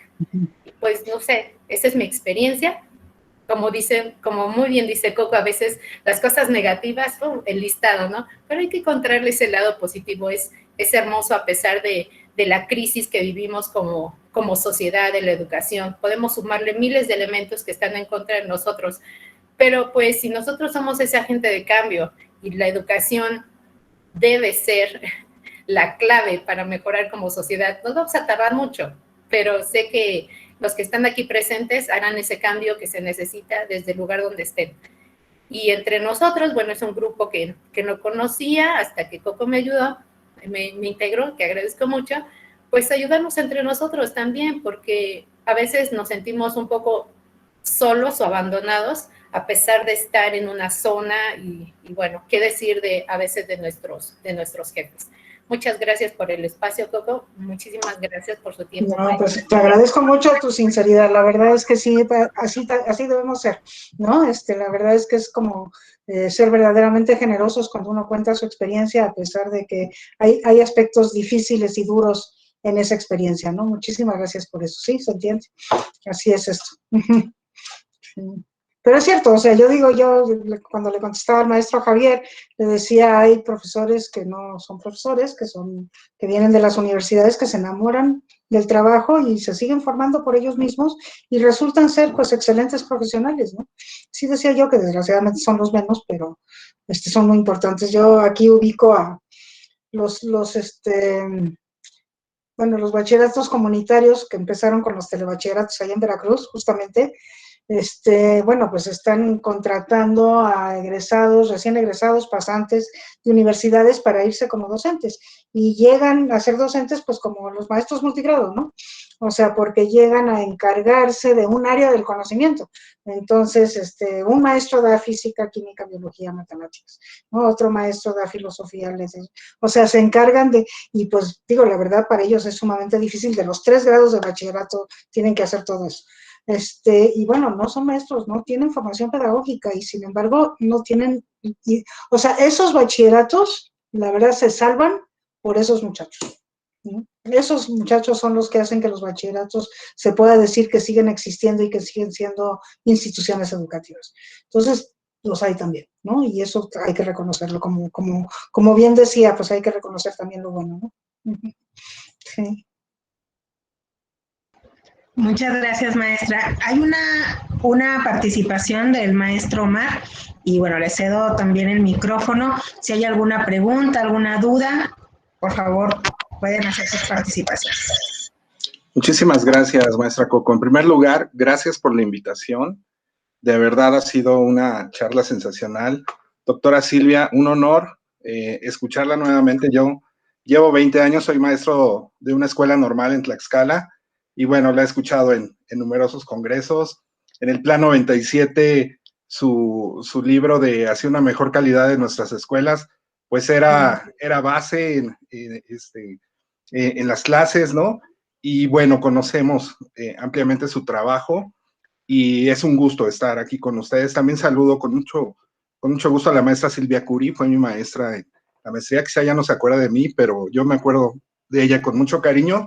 Y bueno, voy a ser muy breve, la verdad es que no es mi afán debatir ni mucho menos, soy maestro de una escuela normal, no tengo formación normalistas, tengo formación universitaria, pero hace 20 años ingresé al sistema de escuelas normales en Tlaxcala, trabajo en la Escuela Normal Urbana Federal de Tlaxcala, la licenciado Emilio Sánchez Piedras, ofertamos la licenciatura en educación primaria, y bueno, la verdad es que pues yo solo puedo hablar cuestiones como favorables de las normales, ¿no? Hay mucha diversidad, hay muchas cuestiones que sin duda no comparto en las normales, ¿no? En Tlaxcala en particular, y lo digo con conocimiento de causa, la política sindical ha quedado relegada, ha perdido mucha fuerza el sindicalismo aquí en mi estado. Aquí lo que prevalece es la política estatal, la oficial, digamos, ya desde hace algunos años, ¿no? Sin embargo, he tenido la oportunidad de ser delegado en el Congreso Nacional para el Fortalecimiento y Transformación de las Escuelas Normales Públicas, y sí veo muchos ideales, ¿no? Veo muchos sueños, veo muchas ganas de transformar, pero también veo mucha zona de confort en muchas partes, ¿no? de esta situación. Creo que hay mucha diversidad en las escuelas normales, demasiada. Hay escuelas que todavía tienen ese sentido de lucha, como en Morelos, por ejemplo, donde mis compañeros, mis colegas son muy aguerridos en defender muchas situaciones, ¿no? En Tlaxcala no hemos perdido ese sentido de lucha, pero sí nos hemos ocupado en enfocarnos más en la calidad. No puedo decir que seamos comparable a la Repsamen, por ejemplo, ¿no? Que tiene todo un sistema y tiene una vasta planta docente y tiene cuerpos académicos, etcétera, ¿no? Pero creo que muchas normales estamos pugnando por ello, estamos pugnando por esos ideales de los que hablo, por esos sueños, por mantenernos vigentes, por tratar de formar a nuestros alumnos. Creo que llegan chicos sin mucha vocación, digamos, llegan chicos con obligados por los papás a estudiar la carrera para licenciados en educación primaria, pero cuando están en el campo de acción, cuando los hemos llevado a las comunidades de Cuetzalan, a las comunidades de Huejutla, a la zona norte de nuestro estado de Tlaxcala, por donde también estuvo la doctora Rockwell, de verdad que se enamoran los chicos de la profesión. No hablo de todos, ¿no? Pero sí la mayoría de ver cuando vamos a las comunidades menos favorecidas. Y es entonces cuando creo que ese complemento, ¿no? De la parte pedagógica que se den las normales, de esta didáctica que tratamos de favorecer en ellos y que la complementan y la forjan en la práctica docente, es donde pues realmente tratamos de impulsar a nuestros alumnos. Hay chicos maravillosos, de verdad que creo que van a ser y son hoy en día, han llegado a algunos con, sí es cierto, con favoritismos sindicales, pero algunos otros con mucho esfuerzo han llegado a ser directivos, supervisores, y en estos 20 años que tengo en las escuelas en la escuela normal, y que he conocido a muchas normales de la República, muchos colegas, tengo la fortuna de tener varios lazos con maestros normalistas de toda la República, creo que sí equidistamos en algo, en que todos queremos seguir transformando al normalismo, ¿no? Y que el normalismo siga vigente, que no se pierda, y que a pesar de que en el mundo la educación universitaria ha absorbido este sistema, creo que en México, está más vigente que nunca. Es solo una percepción, es mi opinión, pero de verdad se las comparto con mucho cariño porque siento demasiado la camiseta puesta de las escuelas normales. Un gusto, doctora. Gracias, muchísimas gracias, maestra. Y bueno, yo nada más comentaría que usted está tan orgullosa de su normal porque seguramente su normal está haciendo realmente muchos avances en materia de calidad y equidad de la educación. Y por lo que dice de cómo se comportan sus muchachos, no tengo la menor duda, ¿no? Entonces me da mucho gusto y esas normales existen y eso es lo bueno, ¿no? O sea, la verdad es que y ojalá pudiéramos reconocer en esa heterogeneidad de las normales, que normales como la suya, pues tienen la posibilidad de empezar a tomar iniciativas propias, ¿no? Así es, maestra. Muchísimas gracias. Pues, maestra, de verdad que creo que ha sido una charla bastante enriquecedora. Creo que hay muchas cosas que están ahí puestas en la mesa, sobre todo porque hoy, ¿no? Hablamos de revalorizar la práctica como docente, del trabajo, ¿no? De poder volver a darle ese prestigio, ese valor que siempre ha tenido, ¿no? El ser docente. Digo, que no se quede solo en la historia, sino que hoy le demos esa fortaleza que se requiere, digo, ante todas las situaciones que hemos vivido, ante esta situación de confinamiento que obligó al maestro a desempolvarse y decir, tengo que generar una nueva práctica, una práctica innovadora, dejar esa práctica de antaño para innovar, para ir creciendo y aprendiendo en conjunto con mis estudiantes, pues obligó, ¿no?, a hacer estos cambios que probablemente para muchos han costado, que ha generado, y yo creo que vamos a coincidir, el descubierto de esta desigualdad tan grande que se tiene. Digo, aunque algunos rubros podemos tener la palomita, hay otros en donde todavía considero que hay que trabajar, ¿no? Y generar lo que decía la maestra Silvia Schmaker, esta parte de una cultura de evaluación, que creo que eso es lo más importante. Ya muchísimos presidentes a lo largo de la historia lo han confirmado, ¿no? Para poder mejorar, para poder transformar, hay que evaluar, ¿no? Hay que medir, hay que saber en dónde está o en dónde está haciendo falta esa pieza que va a ser importante y que va a ser clave para generar los puentes. Maestra Silvia, nosotros tenemos una tradición en Tacita de Café cuando vamos a cerrar estas aulas y yo la quiero invitar a esta actividad y la dinámica consiste en la siguiente. Yo le daré una palabra y usted con otra palabra me dará su punto de vista en relación a ese tema. No sé si decide participar en la dinámica. Ánimo, claro que sí. Perfecto, maestra. Pues vamos a empezar y bueno, invito a todos a que vayan prendiendo sus cámaras para este cierre. Y la primera palabra es educación, maestra. Crecimiento. Políticas educativas. Propósito. Escuelas normales, maestra. Formación. Es una sola palabra, ¿eh? Sí. Institución de educación superior. Generación de conocimientos. Bueno, no es una sola palabra. Generación. Planes y programas de estudio. Orientación. Práctica docente.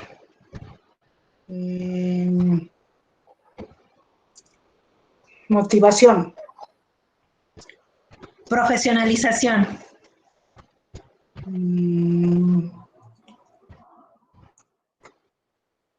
Autonomía. Carrera magisterial. Qué difícil.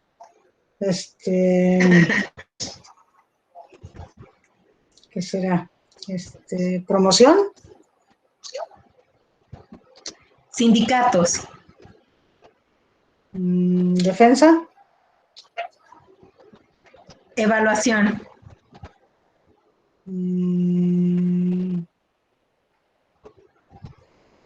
Mejora. Calidad.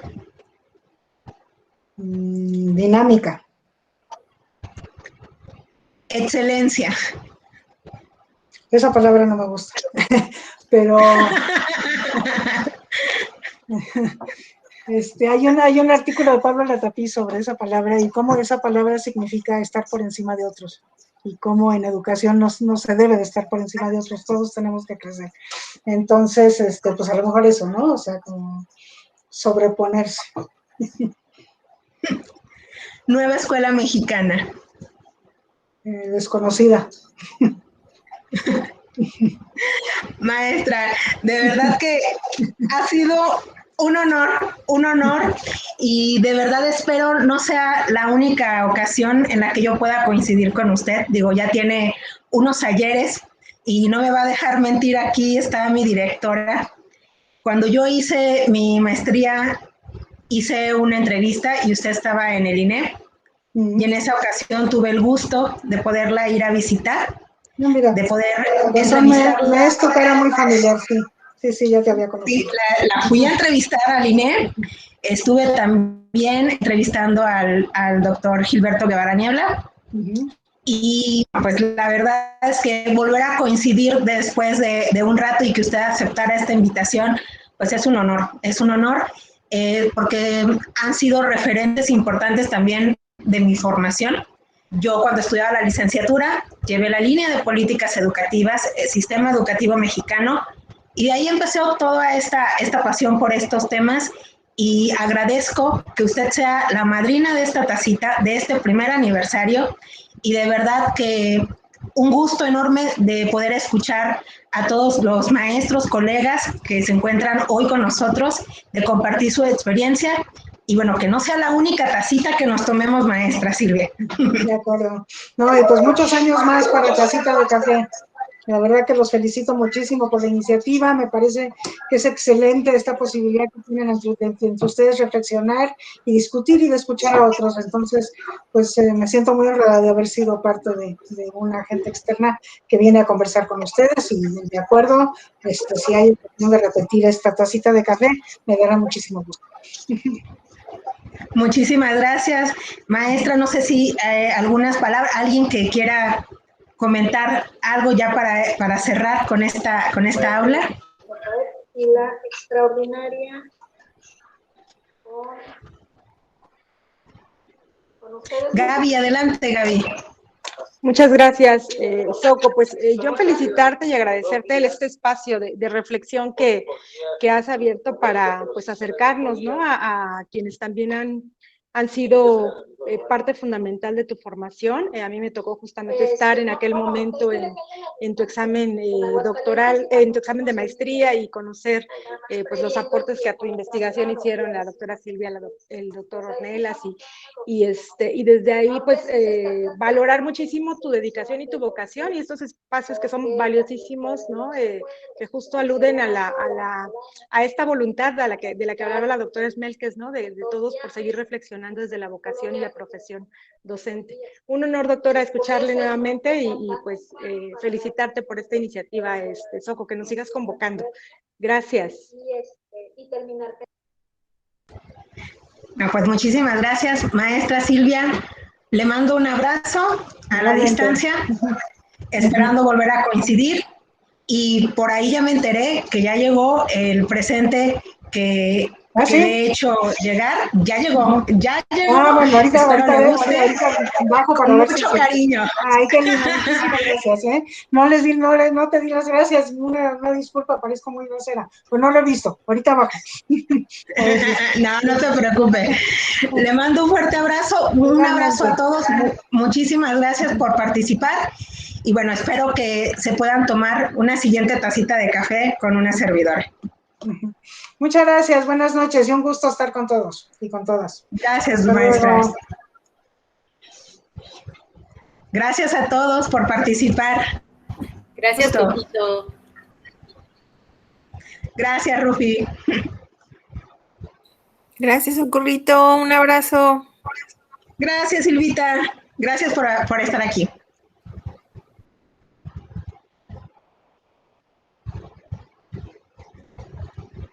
Gracias, Miss, por dejarme participar. Con todo gusto, Maritere. Este es tu espacio también, las veces que quieras participar. Muchas gracias, Miss. Hasta luego. Hasta luego, Maritere. Hasta luego, maestra. Muchísimas gracias. Hasta luego, Carlos. Un gusto. Gracias, maestra, y felicidades por ese año. Muchas gracias, Marisela. Un abrazo. Gracias. Ya, sí. Un gusto volverte a ver. Aquí estamos. Ahora nos toca maestría. Sí. Gracias. Adiós. Un abrazo, Joyce. Igualmente.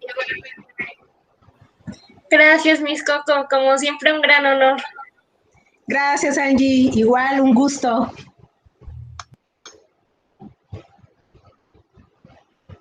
Hasta luego, maestra. Cuídese mucho. Gracias. Hasta luego, Sam. Cuídate mucho. Un abrazote. Igualmente, adiós. Felicitaciones. Ya las vi en Facebook. Con gusto, maestra.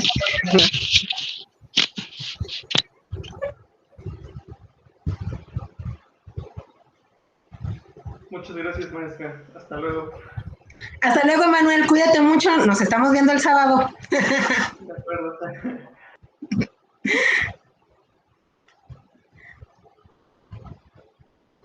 Muchas gracias. Gracias, Estela. Gracias, Ana Luisa. Gracias, Jacob. No, gracias a usted, maestra. Gracias por el regalo que me dio. Muchas gracias. Era regalo especial VIP para el instituto. Sí. Muchas gracias. Para mis alumnos VIP del instituto. Muchas gracias, maestra Soco. Qué mejor regalo que estar charlando con Silvia Snelkers.